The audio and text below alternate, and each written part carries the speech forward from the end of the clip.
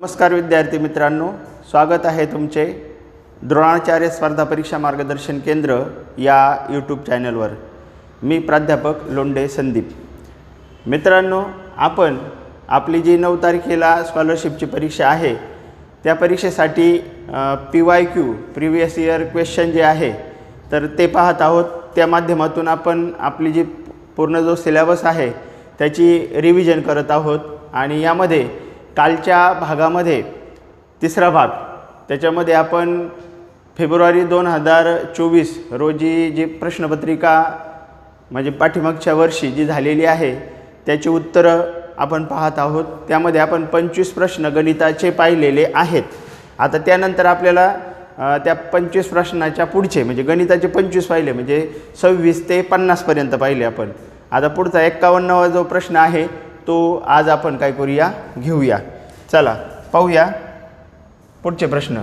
रिकाम्या चौकटीत येणाऱ्या योग्य उत्तराचा पर्याय निवडा। इथं चौकटीत कोणता पर्याय येईल हे आपल्याला सांगायचं आहे। म्हणजे काय येतं पहा, 9,32,004 वजा इथे कोणता तरी आकडा असेल आणि पुढे उत्तर हे एक लक्षात घ्या। हा वजा तिकडे गेल्या अधिक होईल आणि हा अधिक इकडे आल्या वजा होईल।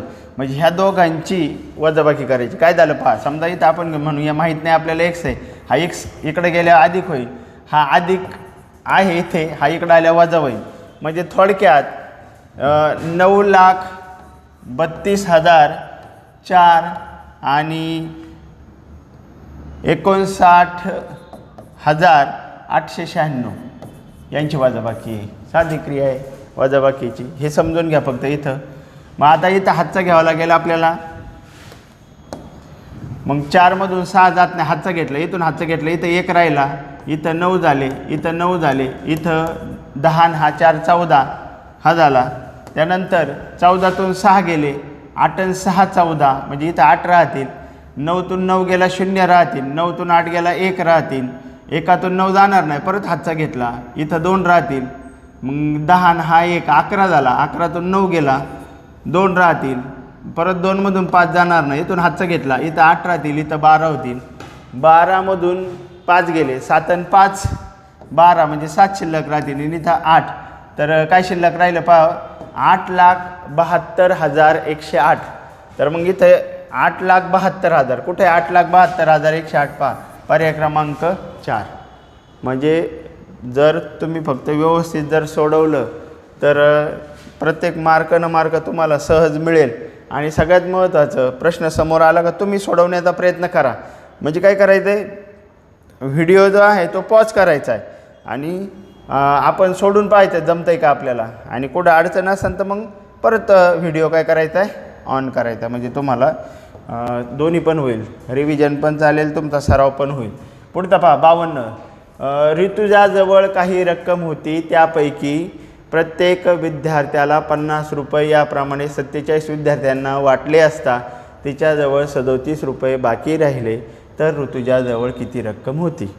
मग आता ऋतुजाजवळ काही रक्कम होती, ओके, त्यापैकी त्यांनी काय केलं, प्रत्येक विद्यार्थ्याला 50 रुपये याप्रमाणे, मग 50 विद्यार्थ्याला आणि किती रुपये वाटले, 47 आणि किती 50 रुपये याप्रमाणे। मग हा 0 7 5 35 हाच्याले 3 3 5 गुणिले 4 5 चौक 20 20 आणि 3 23। मग हे झाले एवढे रुपये, म्हणजे 2,350 रुपये। आणि तिच्याजवळ उरलेत ना 37, मग हे आणखी 37 उरलेले तिच्याजवळचे। मग 7 5 आणि 3 8 3 असे 3, मग तिच्याकडे एकूण किती रुपये आहेत, तर तिच्याकडे एकूण रुपये आहेत 2,387। मग 2,387 कुठे पहा, 2,387 रुपये।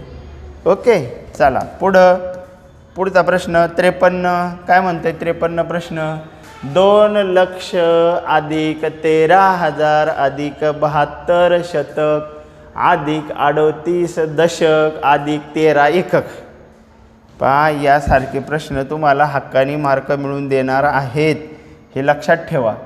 आता याच्यामध्ये आपल्याला पहा 2 लक्ष, मग मी इथं लिहितो बरं काय, 2 लक्ष, हे 2 लक्ष पहा, 2 1 2 3 4 5 5 0 म्हणजे लक्ष, 2 लक्ष अधिक 13,000, मग इथं पहा हे 13 आणि हे 1000, 13,000 त्याच्यानंतर 72 शतक म्हणजे हे 72 आणि शतक म्हणजे 2 शून्य, हजार म्हणजे 3 शून्य, लक्ष म्हणजे 5 शून्य, दशक म्हणजे 1 शून्य, बरोबर की नाही. आणि एकक म्हणजे एककच, त्याला काही शून्य नाही.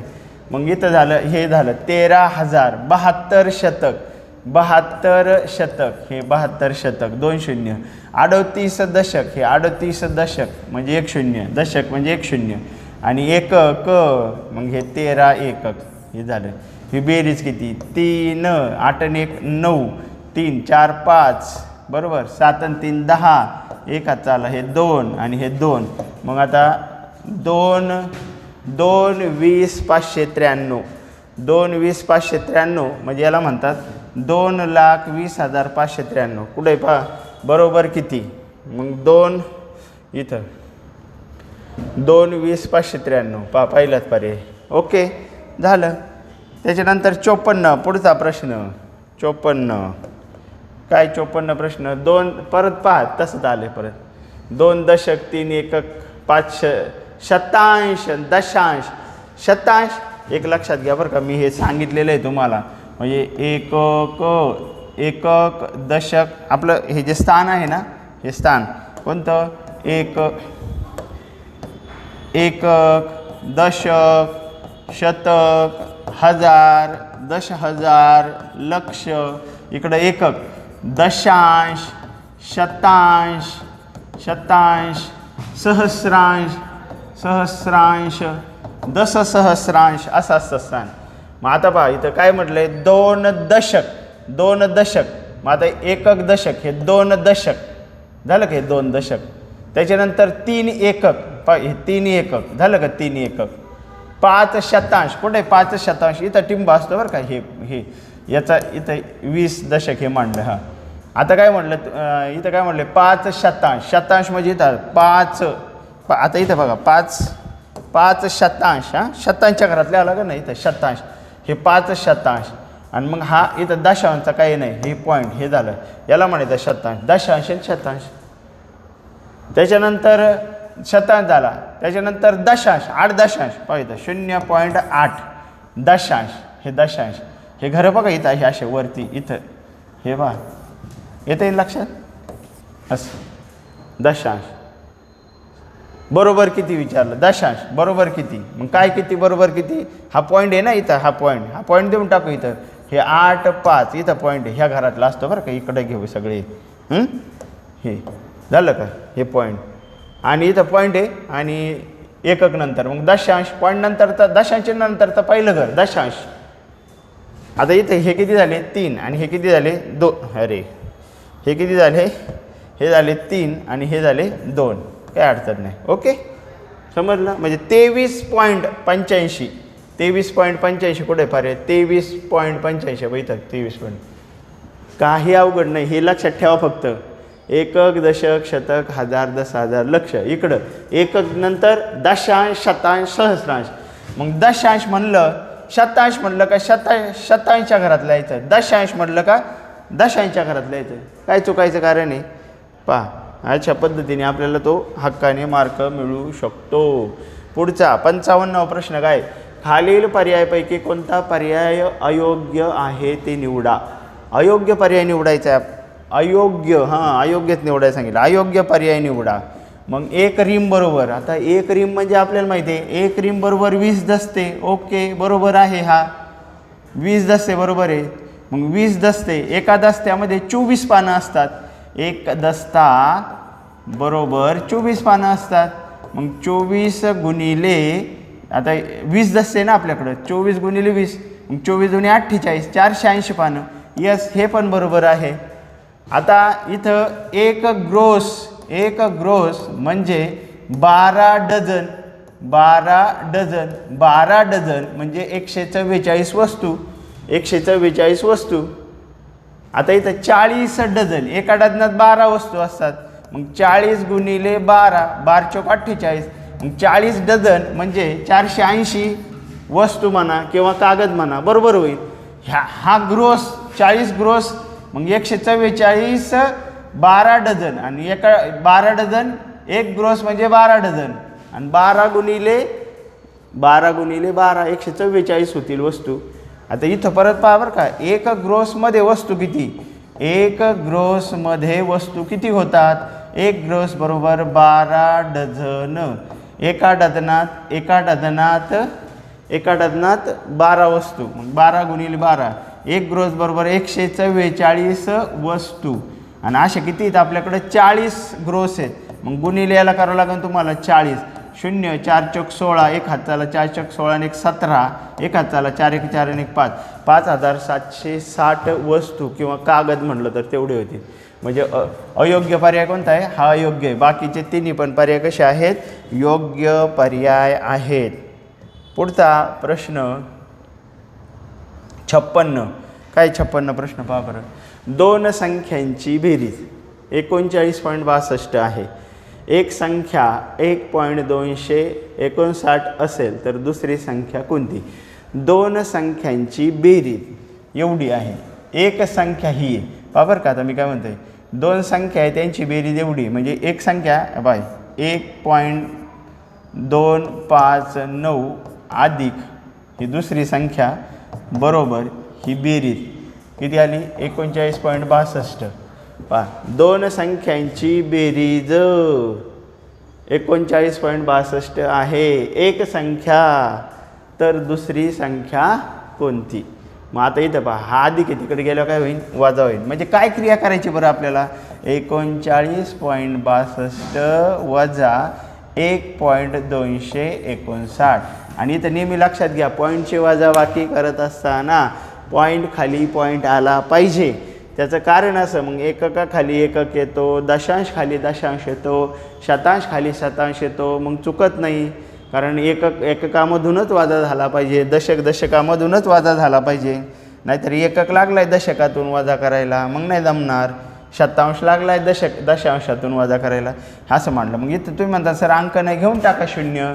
पॉईंट नंतर शेवटी किती 0 मांडले तर फरक पडत नाही. तर वजाबाकी करायची आपल्याला, इथून हातचा घ्यावा लागेल. इथं राहतील 1, इथं झाले 10, 10तून 9 गेला, 1 राहिला.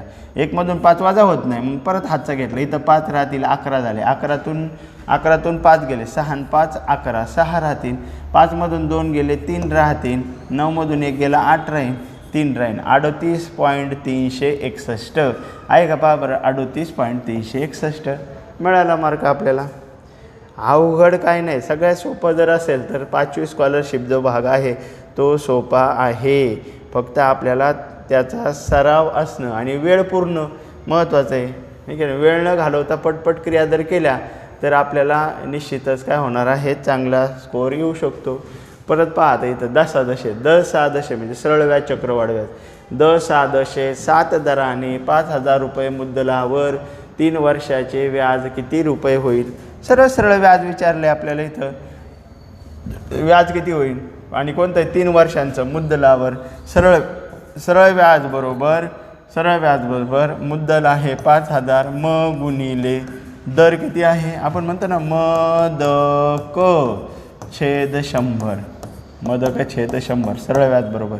मग मुद्दल आहे 5,000 रुपये, त्याच्यानंतर मग दर किती आहे, 10.7 दर आहे, 3 वर्ष किती व्याज होईल भागिले 100 केले, 0 गेले.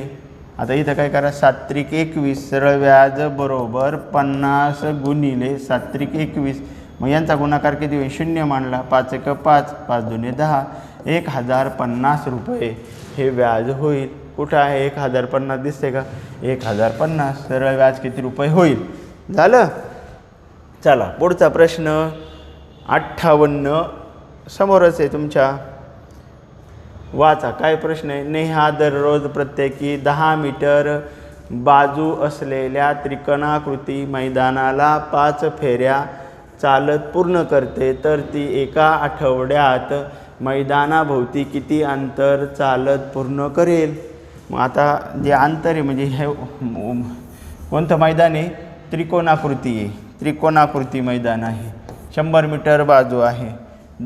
नेहा दररोज प्रत्येकी 100 मीटर बाजू असलेल्या त्रिकोणाकृती, हे पहा त्रिकोणाकृती मैदानाला 5 फेऱ्या मारते. मग इथं परिमिती गरजेची, त्याची बाजू काय आहे, प्रत्येकी बाजू 100 मीटर आहे. मग 100 100 100 हां, तर हे किती झाले 300 मीटर, ही 300 मीटर ही झाली त्याची परिमिती ह्या त्रिकोणाची. आणि याला किती फेऱ्या मारते 5 फेऱ्या मारते गुणिले 5 0 0. तर हे झाले 1500. 5 फेऱ्या मारते म्हणजे रोजचे तिचे झाले 1500 मीटर. आणि अशी ती किती दिवस चालते आठवडाभर. मग आठवडा म्हणजे 7 दिवसांचा आठवडा असतो. मग गुणिले 7 केलं 0 0 7 5 35 3 आले 7 3 10 किंवा 15 7 105 बरोबर 10,500 मीटर एवढा ती काय केलेला असेल अंतर ती चाललेली असेल. मग 10,500 म्हणजे 10 किलोमीटर झाले. आता हे जे आहे ना विविध परिमाणी मापन परत हे kilo, hecto, deca, metre, deci, centi आणि मिली. डेसी, सेंटी आणि मिली. आता काय करायचं आपल्याला 10,500 म्हणजे एकक स्थानचा अंक 0 मीटरच्या घरात लिहायचा. एकक स्थानचा अंक 0 मीटरच्या घरात लिहायचा. इथं लिहिला मी 0, मग इथं लिहिला हा 0, इथं लिहिला हा 5 आणि इथं लिहिला हा पुढचे 0 आणि 10. मग हे झालं 10 किलोमीटर आणि हे 500 मीटर. 10 किलोमीटर आणि 500 मीटर. कारण किलोमीटरला वेगळं करायचं ना, बघा इथं किलोमीटरला वेगळं केलं मी. मग हे किलोमीटर म्हणायचं म्हणलं मला काय म्हणावं लागेल 10 किलोमीटर म्हणावं लागेल. आणि हे इथं हे सगळं वाचायचं म्हणलं मग इथं घरकांत आलं मीटरचं 500 मीटर. 500 मीटर. आणि हेक्टो जर म्हणायचं असेल तर मग फक्त म्हणायचं 5 हेक्टो, 50 डेका आणि 500 मीटर. हेच तुम्हाला परत डेसीमध्ये मिलीमध्ये रूपांतर करायला लावलं तर पुढे 0 वाढवायचे. म्हणजे आपलं उत्तर झालं इथं 4. ओके. पुढचा 59 प्रश्न. खालीलपैकी पदावलीचे योग्य उत्तर असणारा पर्याय निवडा. आता इथं पदावल्या क्रियांचे क्रम आहे, याला महत्त्व आहे. क्रियांच्या क्रमामध्ये पहिल्यांदा कोणती क्रिया केली जाते गुणिले केली जाते. मग 5 त्रिक 15. आता इथं 12. आता ह्यांचं क्रिया 15 आली बरं का. 24 + 12 + 15. तर वजाबाकीन बेरीज जर असेल ना तर त्याच्यामध्ये जसा क्रम आहे तसा केलं तरी चालतं. 24 मधून 12 गेली तर राहिले 12 आणि 12 + 15 12 दुने 24 25 26 27. तर काय विचारलं तुम्हाला पदावलीचे योग्य उत्तर असणारा पर्याय निवडा. आता पहिलंच सापडलं आपल्याला एकदम बरोबर आहे. पुढचं चेक करायची गरज नाही. आता इथं पहा हा गुणाकार करावा लागेल 3 दुने 6. आता इथं अधिक 6 आले मग 18 वजा हे आले 8 अधिक 6 होतील. 8 अधिक 6 किती होतील 14. हे चुकीचं आहे. इथं गुणाकार 15 गुणिले 12. आता इथं एक लक्षात घ्यायचं वेळ घालवायचा नाही कारण योग्य उत्तर सापडले तुम्हाला पुढचे सोडवायचे. मग काय करू शकता तुम्ही पटपट पटपट पुढे सोडू शकता. आता इथं आपल्याला सराव करायचा म्हणून सोडूया आपण. मग 12 पंचे 60 हा चाले 6 12 1 12 आणि 6 18 180 झाला. मग 180 वजा 2 178 अधिक 4 78 आणि 4 82 182 होतील. बरोबर का नाही. म्हणजे हे चुकीचं आहे. या पद्धतीने आता हे करा क्रिया तुम्ही. व्हिडिओ पॉज करा आणि एवढी क्रिया करा आणि मला उत्तर कमेंटमध्ये टाका. काय उत्तर येतं पाहूया. पुढे काय प्रश्न आहे. खालीलपैकी कोणत्या कोणाचे माप 360च्या 1/4 पटीपेक्षा कमी असते. कोणत्या कोणाचं माप. मग 360च्या 1/4 पट. पाहूया किती होतात. 1/4 8 32 4 9 36 आणि 0 म्हणजे 90 पेक्षा कमी कोणाचं माप असतं. मग काटकोन तर 90 असतो आहे का नाही. मग लघु कोण असतो 90 पेक्षा काय असतो कमी असतो. कोणाचं माप मग लघु कोणाचं माप 90 पेक्षा कमी. ॲक्च्युअल 90 नव्हतं दिलं.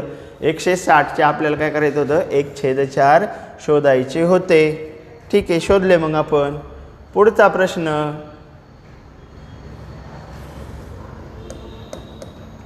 काय पुढचा प्रश्न. एका शाळेचा एकूण पट 1600 आहे.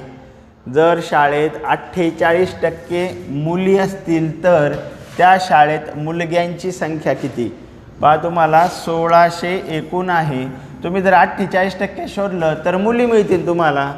आणि तुम्हाला इथं मुलग्यांची म्हणजे मुलांची संख्या विचारली. आता एक लक्षात घ्या 48 मुली आहेत म्हणजे 52 मुले आहेत मुलगे आहेत. म्हणजे आपण म्हणतो ना की समजा 50% मुली 50% मुलं 40% मुली 60% आज 100 झालं पाहिजे दोघांचं. 48 हे 100 होतं. मग 1600चे डायरेक्ट 52% शोधा. उत्तर मिळून जाईल. हे सोपी क्रिया करायची. येणार असं उदाहरण तुम्हाला 2 शून्य गेले 2 शून्य गेले 16 2 32 हातचे आले 3 16 पंचे 80 80 3 83 किती आलं उत्तर 832 ही मुलग्यांची संख्या म्हणजे इथं पहा झालं उत्तर. अशा पद्धतीचं पहा सोपं आहे आणि पटपट पण ते तुमचं होणार आहे. प्रश्न 62 जोसेफने 12 रुपये 50 पैसे 12 रुपये 50 पैसे या दराने दोन पेन मग 2 पेन गुणिले 2 केलं तर हे किती होतील 0 5 गुणिले 2 10 1 हात चाला बे 2 4 आणि 1 5 आणि बे 1 बे हे झाले 25 रुपये. या दराने 2 पेन आणि 5 रुपये 25 पैसे या दराने 5 पेन्सिल विकत घेतल्या. 5 पेन्सिल मग गुणिले 5 करावं लागेल आपल्याला. इथं 5 5 25 2 हातचे आले 5 2 10 2 12 1 हातचा आला 5 5 25 आणि 1 26.25 झाले. मग इथं 26.25 किती होतात पहा 25 आणि 6 5 11 1 हातचा आला 2 2 4 आणि 1 5 51.25 आहे का 51.25 हे पहा 51.25. तर जोसेफने किती रुपयांची खरेदी केली 51.25ची खरेदी केली. ओके. पुढचा प्रश्न किती झाला 51 झाला ना 62 झाला 63 प्रश्न काय पहा 63 प्रश्न अपूर्णांकांची बेरीज हा आहे. इथं पहा हे 3 आहे रंगवलेला भाग 1/3 रंगवलेलाच विचारलं ना नाही डायरेक्ट काहीच नाही सांगितलं 1/3 अधिक हा रंगवलेला भाग 1 2 3 आणि कितीपैकी 3 येतो कितीपैकी 3 आहे 3 4 5 6 7 7 पैकी 3 आहे 7 पैकी 3 आहे आणि अधिक तो 4 भागापैकी 3 भाग रंगवलेला आहे तर किती तर छेद समान करा. सगळ्यांचा छेद किती होईल 7 त्रिक 21 84 छेद समान करावं लागेल.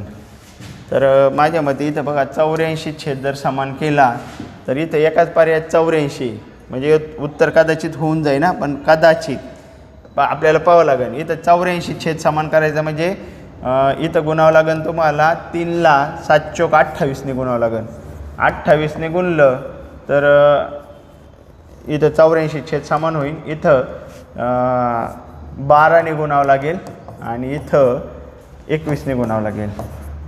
हे गुणल्यानंतर छेद काय झाला बघा इथं 84 झाला 84 छेद झाला पण 28 अधिक 12 त्रिक 36 अधिक 21 त्रिक 63 हे झाले. मग हे बेरीज किती होते पहा 6 आणि 3 9 9 न 8 17 हाताला 1 6 9 ने 10 2 12 म्हटलं तर तुम्हाला 84 छेद आहे हे उत्तर होऊन जाईल.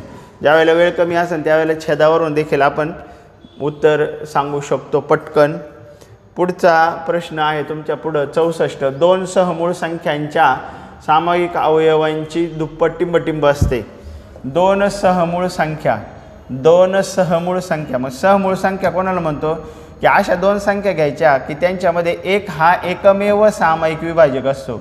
एक हा एकमेव सामायिक विभाजक असेल. आता याचे अवयव 1 आणि 11 याचे अवयव 1 आणि 5 आहे तर यांच्यामध्ये एक हा एकमेव सामायिक आहे. मग इथं काय म्हटलं पहा सहमूळ संख्यांच्या सामायिक अवयवांची दुप्पट मग 1 ची दुप्पट किती होणार आहे 2 होणार आहे. 2 सहमूळ संख्यांपैकी लहान संख्या नाही 2 सहमूळ संख्यांपैकी मोठी संख्या नाही. दुप्पट 1 होणार आहे का नाही दुप्पट किती होणार आहे 2 होणार आहे. म्हणजे पर्याय क्रमांक इथे झाला आपला 4. ओके. चला पुढचा प्रश्न पाहायचा आहे आपल्याला. कमी वेळात जास्तीत जास्त प्रश्न आपल्याला पाहिजे आहेत. अभ्यासाचा वेग त्यामुळे आपला वाढणार आहे. ओके. याला आणखीन मोठं करूया इथे. चला ठीक आहे. इथं काय झालं पहा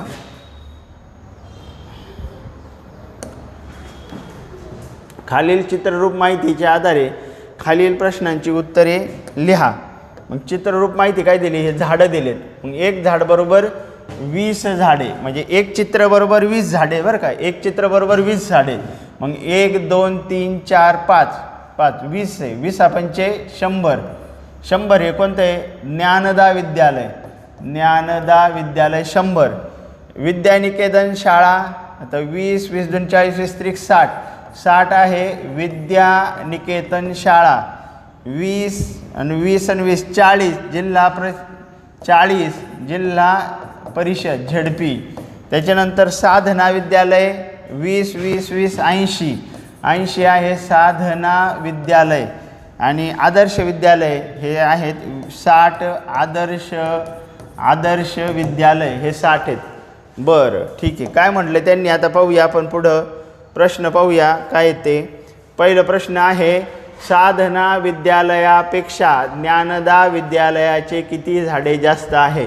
इथं बघा साधना विद्यालयाला आहेत 80, साधना विद्यालयाला आहे 80 आणि ज्ञानदा विद्यालयाचे किती झाडे जास्त आहेत. ज्ञानदाला आहेत 100, किती झाडे जास्त आहे 20 झाडे जास्त आहे. चला आलं बरोबर.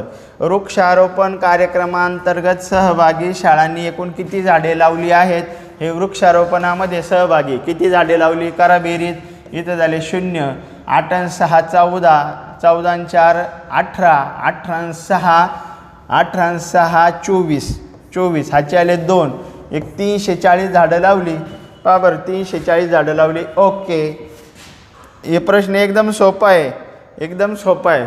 पाहायचं ते तसं मांडून घ्यायचं, सगळ्यात महत्त्वाचं मांडून घेतलं का उत्तर तुमचे झालेत म्हणून समजायचे. पुढचा प्रश्न काय पाहता. हां 66वा प्रश्न झाला आपला 67. 8712 अधिक पावणे 13,000 बरोबर किती. तर आपल्या ह्याचं काम झालेलं आहे. पुढचा प्रश्न आहे आपल्यासमोर, 8712. मग 8712 अधिक पावणे 13,000. पावणे 13 म्हणजे पावणे म्हटलं का समजून घ्यायचं. पावणे म्हणजे अजून आलेले नाहीत. पावणे आपण म्हणतो ना पावणे यायचेत. मग पावणे कोण येणार आहे 13 येणार आहे. मग 13 आला नाही अजून म्हणजे 12 चालू आहे. मग 12 म्हणजे जवळ आला आहे म्हणजे 13, पावणे 13 येणार आहेत बरोबर की नाही.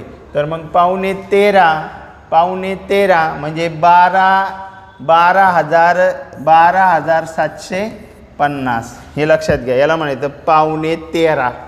पावणे आले नाहीत म्हणजे पावणे आले नाहीत. कोण नाही आले पावणे 13 नाही आले म्हणजे 12ने सुरुवात करायची मांडायला. ओके, यांची काय विचारले बेरीज विचारली. मग 2 6 7 आणि 7 14, 1 आला 8 आणि 2 10 आणि 1 11, 1 आला 2 म्हणजे उत्तर झालं 21,462. 21,462 आहे का उत्तर.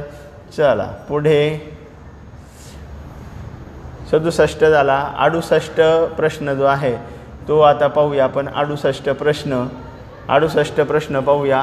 काय 68 प्रश्न. सोहमने 2,000 रुपयांच्या 6 नोटा बदलून, पहा बरं का 2,000 रुपये होते त्याच्याकडं, 2,000 रुपयांच्या 6 नोटा बदलल्या म्हणजे 6 दुने 12,000 रुपये झाले त्याच्याकडं. बदलून 100 रुपये आणि 50 रुपयाच्या समान नोटा घेतल्यास असता 100 रुपयाच्या किती नोटा होतील. समान नोटा घेतल्या. मग इथं पहा बरं का 100 रुपयाच्या X नोटा घेतल्या अधिक समान नोटा ज्या म्हटलंय ना आपण, समान नोटा बरोबर त्या X आहेत असं मानू. समान नोटा X आहेत असं मानूया. मग 100 रुपयाच्या X नोटा, 50 रुपयाच्या X नोटा आणि एकूण त्याच्याकडे किती येतील 12,000 रुपये. मग 12,000 रुपये आहेत त्याच्याकडं. मग 150 बरोबर 12,000 रुपये. X बरोबर इथं X आहे हे 12,000 छेद 150. 0 गेला 0 गेला 15 8 120 आणि हा 0. X ची किंमत आली 80 म्हणजे ज्या X समान नोटा मानलेल्या आहेत त्या किती आल्या आपल्या 80 आलेल्या आहेत. पुढचा 69 जो प्रश्न आहे तो पाहूया आता. 69 प्रश्न काय. 69 प्रश्न तो पण सोपाच आहे. 3 3 2 5 0 8 हे अंक प्रत्येकी किमान एकदाच वापरून 6 अंकी लहानात लहान विषम संख्या तयार केली असता एकक व शतक स्थानच्या अंकांचा गुणाकार किती. मग लहानात लहान कोणती संख्या तयार करायला सांगितली विषम. मग लहान संख्या तयार करताना लहान अंक प्रथम वापरतो, पण प्रथम वापरताना 0 पहिल्यांदा वापरता येत नाही, मग तो दुसऱ्या क्रमांकाला वापरायचा. मग लहान संख्या तयार करताना 2 0 3 5 8. आता ही संख्या कशी झाली, ही सम झाली. आपल्याला कशी करायला सांगितली विषम, म्हणजे आपल्याला परत थोडा बदल करावा लागेल. 2 0 3 8 5 बरोबर 3 8 5 ही झाली लहानात लहान विषम संख्या आणि यामध्ये केली असता एकक व शतक स्थान, तर हे झालं एकक स्थान आणि हे झालं शतक स्थान. यांचं काय विचारलं, या अंकांचा गुणाकार किती येईल, 5 गुणिले 3 बरोबर 15 गुणाकार येईल. आपल्याला पर्याय मिळाला. चला पटपट पटपट सगळे प्रश्न आपण कव्हर करायचे आहेत. वेगाने रिव्हिजन द्यायची आहे, वेग वाढवायचा आहे. सर्व मुलांनी परीक्षेला देखील इथं प्रश्न सोडवायचा. व्हिडिओ पॉज करा आणि सोडवून पहा.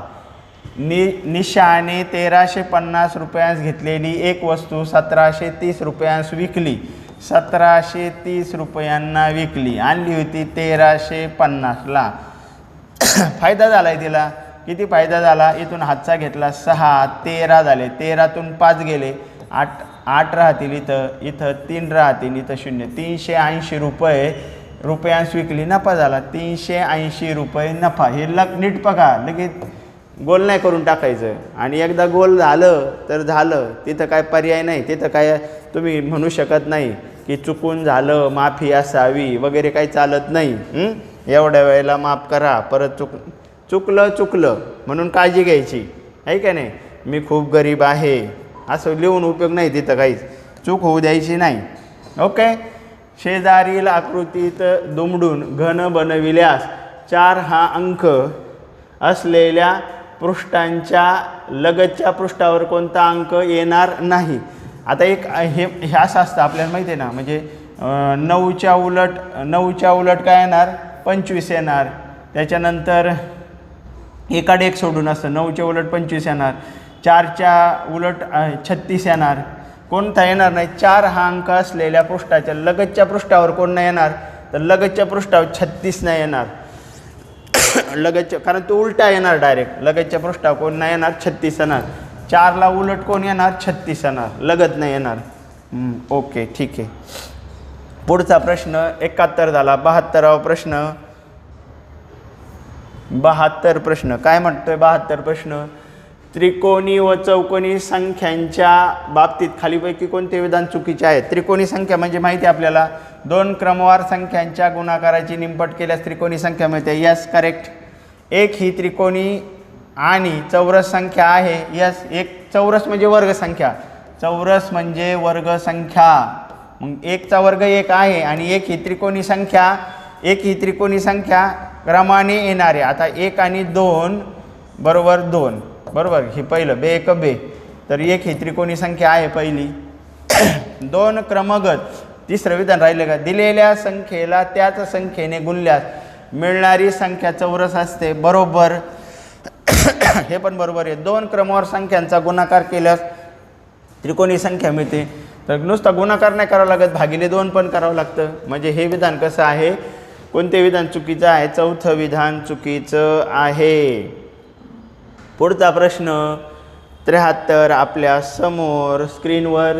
12ने विभाज्य असलेल्या 2 अंकी संख्या उतरत्या क्रमाने मांडल्यास डावीकडून 5वी संख्या कोणती येईल. 12ने विभाज्य असलेल्या 2 अंकी संख्या.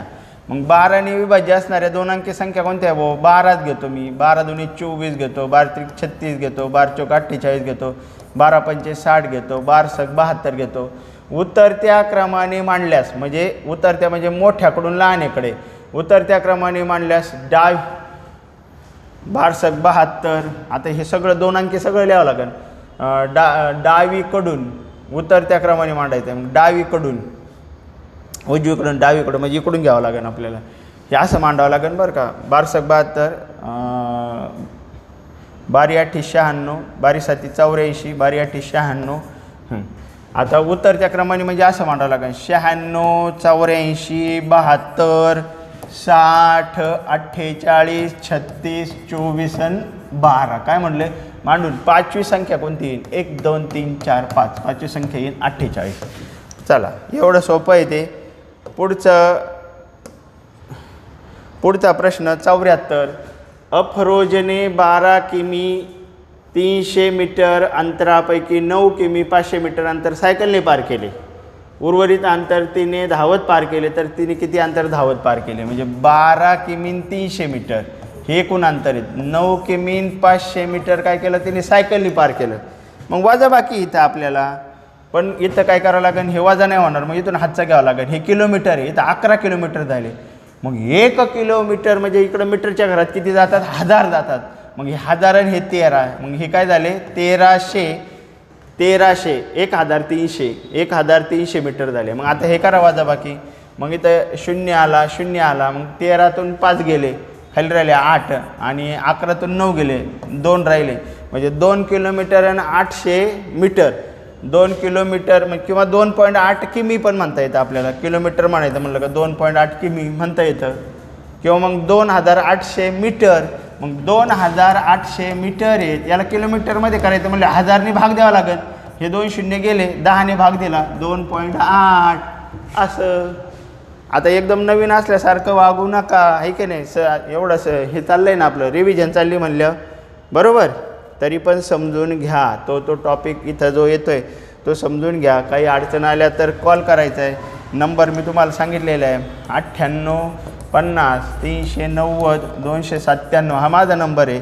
शेळके सरांचा आहे 94 23 200 115. शेळके सर बुद्धिमापन आणि इंग्रजी शिकवतात. आणि मी तुम्हाला गणित आणि मराठी शिकवतो. आता हे मराठीचे पण आपण व्हिडिओ घेणार आहे की नाही. तसं आपण लेक्चरला पण पाहिलेलं आहे, परंतु जे यूट्यूबला आहेत तर त्या विद्यार्थ्यांना देखील परीक्षेसाठी समजून जाईल, मराठीची एक रिव्हिजन होईल. मग ते व्हिडिओ देखील काय करूया आपण ते घेणार आहे.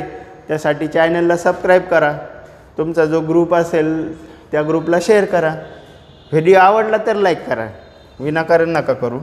ठीक आहे, चला पुढचा शेवटचा प्रश्न आजचा 75वा. स्वराने मे महिन्यात सहलीला जाण्यासाठी पुणे ते दिल्ली विमानाने आगाऊ तिकीट 5,780 रुपयांना काढले, परंतु काही कारणामुळे तिने ते तिकीट रद्द केले. तिला 30% रक्कम कपात करून उर्वरित रक्कम मिळाली, तर स्वराला किती रुपये नुकसान झाले? 30% झाले. मग 30% किती आहे का नाही. 5,780चे 30% किती होतात? 0 गेला, 0 गेला, 0 गेला, 0 गेला. 30% काढायचे. 8 त्रिक 24, हाचे आले 2, 7 त्रिक 21, 22 23, हाचे आले 2, 5 त्रिक 15, 16 17, 1734 रुपयांचा तोटा तिला झालेला आहे. याप्रमाणे आपण 2024ची देखील क्वेश्चन पेपर पाहिलेली आहे, प्रिव्हियस इयर क्वेश्चन. मराठीचे देखील मी तुम्हाला व्हिडिओ करून टाकेल, ते देखील पहा आणि चांगला पेपर द्या, रिव्हिजन चांगली करा. काही अडचण आल्या संपर्कासाठी मी नंबर तुम्हाला दिलेले आहे. ओके, इथं थांबूया. धन्यवाद.